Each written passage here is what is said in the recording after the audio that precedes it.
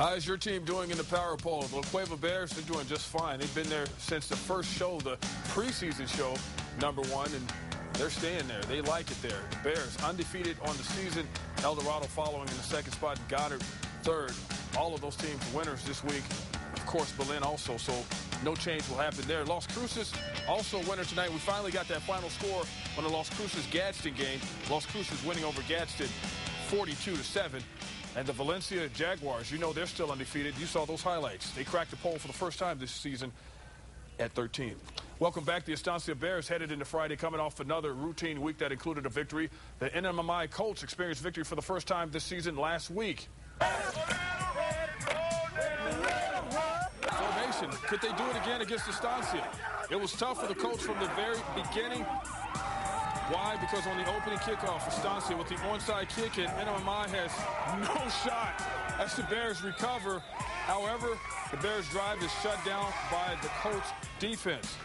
But no worries, Estancia scores on their next drive. Lawrence Chavez with the solid run up the middle, down inside the 5-yard line. And instead of handing it off again, Bears quarterback Destry Oberg plowing his way into the end zone, giving Estancia a 7-0 lead. Crowd digging it. Even the little ones. Colts shut down again offensively, but Estancia, not the Bears, working on another scoring drive. Oberg fires and hits Nick Guardiola across the middle for the completion. You heard him. Go offense, 3rd and 1. Quarterback Oberg tucking it and running. Has some good blocking downfield. Oberg getting in for the second score, his second touch of the night. Estancia goes on to win it. 27-6 is the final.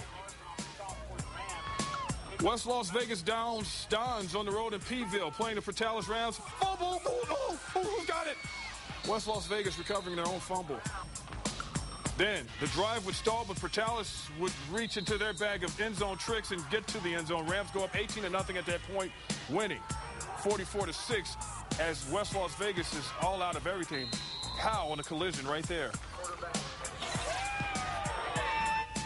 That's how you do the wave. Battle of unbeatens at Hagerman. Bobcats of single A hosting the Tularosa Wildcats of double A. Instant scoring in this game. Start with the block kick by the Wildcats.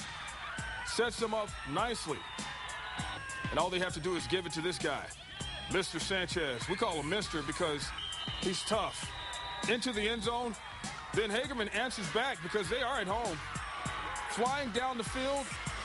Sets the Bobcats up nicely. All they have to do is find Isaac Bajarano. And Isaac is around the corner like a madman going to get a bucket of popcorn. Hit hard in the end zone, but he broke the plane. Good for another back-and-forth touchdown. Tularosa staying undefeated tonight, though. 53-20, the final. And yeah, let's look at the wave one more time. Can't beat it. Bulldogs cannot handle the sting of Hornets, and the Vikings are stranded on Disappointment Island after a storm by way of Cleveland.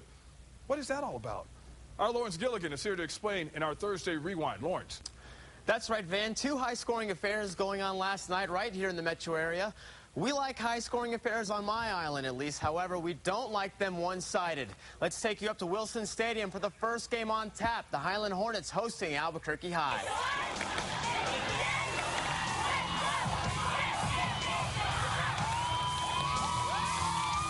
The Highland Hornets running out onto the field, but it's Albuquerque High who has the ball first. Bulldogs march right down the field on their first possession, 3rd and 7. Ty Mescal drops back, rolling to his right and hits Sal Montez with the pass. And Montez turns it upfield and is brought down at the 7-yard line. Bulldogs 1 yard away from the end zone, and it's Drew Barnwell scurrying his way across the goal line, giving Albuquerque High an early 6-0 lead. The Hornets, though, come right back with their own scoring drive. Ball on the 35-yard line. Quarterback Dylan Chavez hands it off to Matt Little, and Little cuts it up and gets outside all the way across midfield. Hornets going with the area assault now. Chavez airing it out down the sideline to David Brown for 40 yards as Brown is out at the 1-yard line. Highland goes back to the running attack, and Julian Sanchez gets in for 6 as the Hornets take a 7-6 lead.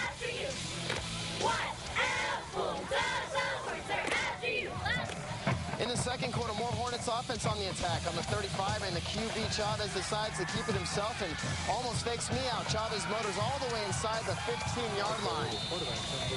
First and goal now for Highland on the 1, and Matt Little gets into the end zone. The Hornets go on to beat the Bulldogs 41-12.